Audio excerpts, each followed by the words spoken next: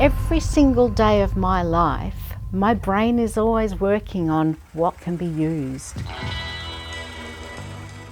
My husband and I love going to markets, love going to antique stores, thrift shops, op shops, places like that. We'll look at ceramics, we'll look at surgical instruments, taxidermy, skulls, ceramic doll pieces. Love doll pieces. They're incorporated in my work a lot. History, anything that's got a bit of history in it. Clock parts, watches, steampunk things. The steampunk movement grabbed me straight away.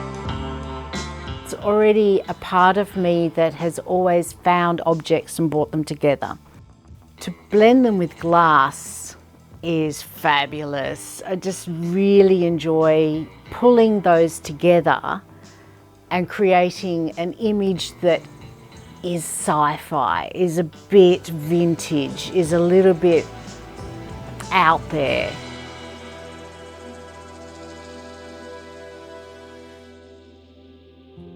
One of my pieces, The Goddess of the New Age, is mildly steampunk, and it contains beautiful porcelain dolls parts that I've found at markets.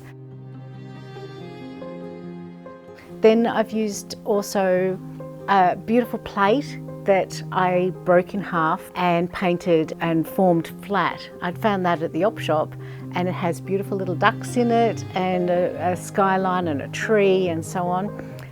Incorporating in that as well is a sweet little wine glass that I've melted down, and it's formed a sweet little mushroom, and so the tree grows from that.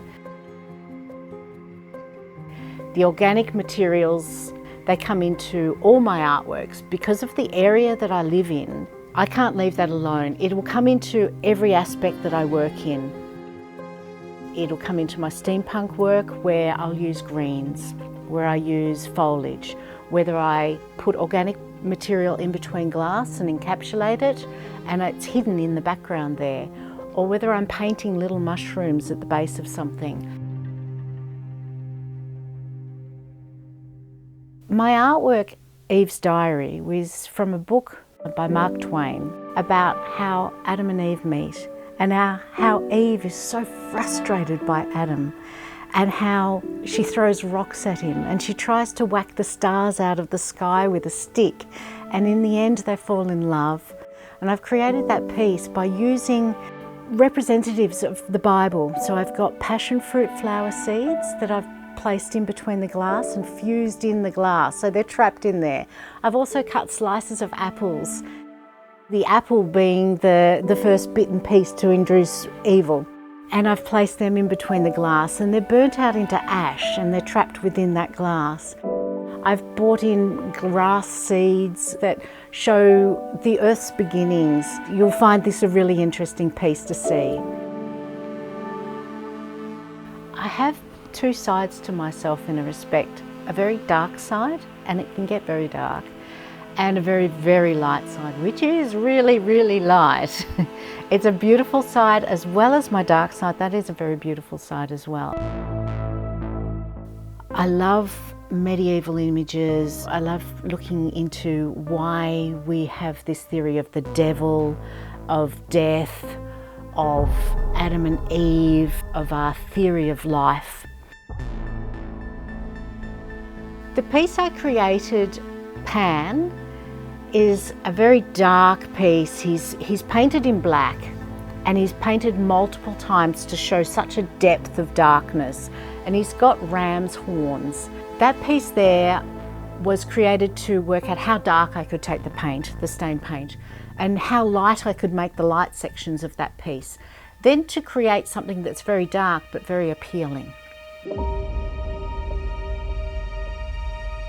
When I'm creating those works as well, I always consider the traditional forms of where stain painting and where all the melted glass and formed glass comes from. I use those basic techniques, which are centuries old or hundreds of years old.